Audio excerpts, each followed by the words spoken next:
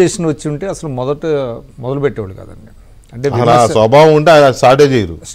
Correct. అది వాళ్ళు ఎంత దారుణమైనటువంటి ఆ స్వభావం ఉంటేనే ఆ స్థాయిలో తిట్టగలిగేవాళ్ళు మామూలుగా. ఎందుకంటే అన్ని హద్దులు చెరిపేశారు కదా, దాటేసేసి చేశారు. సో ఈ పశ్చాత్తాపం అనేది చట్టంలో ఎట్లా ఉంటుందంటేనంటే, క్లెమెన్సీ అనేది ఒక కొంత శిక్ష అనుభవించిన తర్వాత వాళ్ళ సత్ప్రవర్తన ఉంటే దానికి కొంత ఇస్తారు ఆ క్లెమెన్సీ అనేది. అంటే ఒక 5 ఏళ్ళు శిక్ష వేశారనుకోండి, ఆ 5 ఏళ్ల శిక్షలో ఒక 3 ఏళ్ళు అయిపోయి ఆ 3 ఏళ్లలో వాళ్ళ సత్ప్రవర్తన ఉంటే మిగతా 2 ఏళ్ళకి క్లెమెన్సీ ఇస్తారు. అంతేగాని అసలు డే 1 నుంచి మొత్తం తీసేరు. అట్లా అనుకుంటే ఇక చట్టాలు ఇవన్నీ అవసరం, కోర్టులు ఇవన్నీ అవసరం లేదు కదా. తిట్టేసి సారీ అనేస్తే ఇక పశ్చాత్తాపం అనేది అది ఉండదు. అది అందువల్ల ఖచ్చితంగా లా టేక్ ఇట్స్ ఓన్ కోర్స్ డెఫినెట్గా ఉంటుంది. అక్కడ ముందు అయితే ఇక్కడ ఒకటి ఎవరైతే ఈ పశ్చాత్తాపం ప్రకటిస్తున్నారో వాళ్ళకి ఒక అప్పీల్ చేస్తున్నాను నేను, జగన్మోహన్ రెడ్డి గారి మీద మీరు ఒత్తిడి తీసుకురండి. ఎందుకంటే దీనికి బాధ్యత వహించాల్సింది ఆయన. కరెక్ట్, ఇది కరెక్ట్ పాయింట్ అండి, వ్యాలిడ్. ఇది జగన్మోహన్ రెడ్డి గారు మీరు అడగండి. మాకేమీ తెలియదు, మమ్మల్ని బలిపశువులు చేశారు, మీరు ఒప్పుకోండి.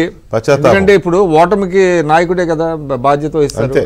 అట్లా ఈ మొత్తాన్ని మీరు చేశారు కాబట్టి మీరు మా తరఫున మీరు మాట్లాడండి, ఈ బాధ్యత తీసుకోండి అని అంటే అప్పుడు ఏదన్నా ఆలోచించాలి. ఎందుకంటే జగన్మోహన్ రెడ్డి గారే దీనికి బాధ్యత వహించాలి. ఎందుకంటే ఇంత సిస్టమ్ని ఇంత పకడ్బందీగా ఇన్ని కోట్లాది రూపాయలు పెట్టి సోషల్ మీడియాని చేయటం, నేను ఇందాక చెప్పినట్టుగా ఢిల్లీని ఏ విధంగా అయితే కాలుష్యం, వాయు కాలుష్యం చేసి ఉక్కిరిబిక్కిరి అవుతున్నారో ప్రజలు, ఇవాళ ఆంధ్రప్రదేశ్లో ప్రజలు కూడా ఈ సోషల్ మీడియా కాలుష్యం వల్ల ఉక్కిరిబిక్కిరి అవుతున్నారు, మామూలు సామాన్యులు కూడా. ఎందుకంటే ఏంటి అసలు ఈ దారుణాలు ఏంటి? ఈ పైగా దీన్ని ఏంటంటే ఈ అరెస్టులు ఇవన్నీ చూపిస్తా దాన్ని మళ్ళీ ఒక దుష్ప్రచారం చేస్తున్నారు. అంటే ఏంటి, చూస్తా ఊరుకోవాలా పోలీసులు కానీ మిగతా వాళ్ళు కానీ? కోర్టు కూడా అదే కామెంట్ చేసింది మనం డిబేట్లో చూసాం.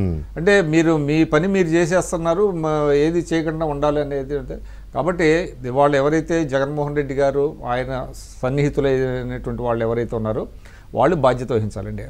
దీనికంతా ముందు ఫస్ట్ ఆఫ్ ఆల్ ఎవరైతే కీలకమైనటువంటి పదవుల్లో ఉన్నారో, నేను ఒకటే చెప్తున్నా, ఇవాళ నేను కూడా ఆర్కే గారి దీంట్లో కూడా విజయసాయి రెడ్డి గారి గురించి ఏదో నేను చూసా ప్రోమోలో.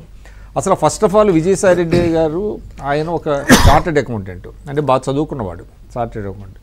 ఆయన జనరల్ సెక్రటరీ అయ్యాడు, రాజ్యసభ సభ్యుడైతే ఆయన ఫస్ట్ వీళ్ళందరికంటే ముందు ఆయన చాలా దారుణమైనటువంటి, చాలా నీచమైనటువంటి ట్విట్టర్లో పోస్టులు చేశారు. దరిద్రమైన భాష. అసలు ఈయన మనిషికి ఆ పదవి ఎందుకు ఉంది, ఆ మనిషి ఆ పదవికి అర్హుడు అనిపిస్తుంది ఒక్కోసారి. అనే స్టార్టింగ్లో చూసి నేను షాక్ అయ్యా. అసలు అప్పటి వరకు ఒక ట్విట్టర్ని ఆ రకంగా మిస్యూజ్ చేసిన వాళ్ళు ఎవరు లేరు. పుట్టుకలు మాట్లాడతాడు, కుటుంబంలో వాళ్ళని మాట్లాడతాడు. అసలు నన్ను అడిగితే ఇప్పుడు అరెస్ట్ అయ్యే వాళ్ళందరూ చాలా తక్కువ అతనితో పోల్చుకుంటే. అంత ఉన్నతమైనటువంటి స్థాయిలో ఉండి ఆయన మాటలు ఏంటిది ఈ రకంగా మాట్లాడుతున్నాడు అని నాకు అనిపించింది. పప్పు గిప్పు అని మొదలు పెట్టి కూడా ఆయన సార్ ఒక పప్పు అనే కాదు సార్, పుట్టుకల గురించి కూడా మాట్లాడాడు.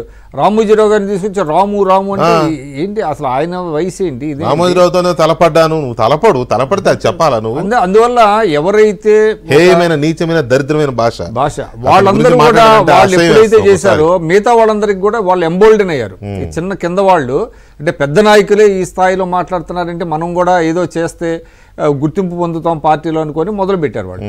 అంటే దీని కల్ప్రిట్స్, దీని మూలాలు మనం గమనించినట్లయితే హయ్యర్ పొజిషన్స్లో ఎవరైతే ఉన్నారో వాళ్ళు ఈ సంస్కృతిని మొదలుపెట్టారండి. సో వాళ్ళు బాధ్యత. పాయింట్ కూడా అదే అనిపిస్తుంది ఒక్కోసారి. ఇప్పుడు సోషల్ మీడియాలో పోస్టులు పెట్టిన వాళ్ళని వీళ్ళని నోటీసులు ఇస్తున్నారు, అరెస్ట్ చేస్తున్నారు. ఇప్పుడు అది సినిమా డైరెక్టర్ రామ్ గోపాల్ వర్మకి నోటీస్ ఇచ్చే స్థాయికి వచ్చారు, అది నడుస్తుంది. మరి అసెంబ్లీలో భువనేశ్వర్ గారిని కించపరిచిన వాళ్ళ పరిస్థితి అంటే ఎమ్మెల్యేలుగా అప్పుడు మాజీ మంత్రులుగా ఉన్నవాళ్ళు, వాళ్ళని ఏం చేయబోతారు? అసెంబ్లీలో ఉన్న వాళ్ళు ఎలా ఇది చేస్తారు? లేకపోతే ఇప్పుడు మీరు చెప్పిన ఈ నీచమైన క్యారెక్టర్ మీరు చెప్పారు కదా ఇప్పుడు విజయసాయి రెడ్డి, ఆయన చేసిన ఆరోపణలు, ఆయన వాడిన ఫిల్తీ లాంగ్వేజ్, మరి వాళ్ళు కూడా ఇదే ఇంతకంటే ఎక్కువ కదా, మరి అతనికి కూడా నోటీసులు ఇస్తారా? నాకు ఆశ్చర్యం ఏంటంటే వాళ్ళ పత్రికలో చూశాను, కన్నబాబు ఒక ప్రెస్ కాన్ఫరెన్స్ పెట్టారు, మాజీ మంత్రి. అతను అంటాడు చంద్రబాబు నాయుడు గారు ఒకటి క్రియేట్ చేసుకొని జరిగినట్టుగా మాట్లాడాడు అని అంటాడు ఆయన. అంటే వాళ్ళ వీడియోస్ లేవా, వాళ్ళు ఏమో మాట్లాడారు అన్నది? ఒక జర్నలిస్ట్ అయ్యుండి ఆయన కూడా అలా అన్నాడంటే నాకు చాలా ఆశ్చర్యం వేసింది. అంటే ఎవరిని ఫూల్ చేయాలనుకుంటున్నారు? ఇప్పుడు పాత వాళ్ళే వీడియోలు fool మనకి అవుతారు. అందుబాటులో ఉన్నాయి కదా. ఆ రోజు ఏం జరిగింది, అసెంబ్లీలో ఏం జరిగింది, ఎవరేం మాట్లాడారు, ఎందుకు ఆ ప్రస్తావన వచ్చింది, ప్రస్తావన ఎవరు తీసుకొచ్చారు, ఆ ప్రస్తావన వచ్చినప్పుడు దాన్ని కంటైన్ చేయాల్సినటువంటి స్పీకర్ ఏం చేశాడు, సభానాయకుడు ఏం చేశాడు, ఇవన్నీ జనం గమనిస్తున్నారు కదండి. అంటే ఆయన అంతా క్రియేట్ చేసుకున్నాడంట. క్రియేట్ చేసుకొని వెళ్ళిపోయి ప్రెస్ కాన్ఫరెన్స్ పెట్టి ఆయన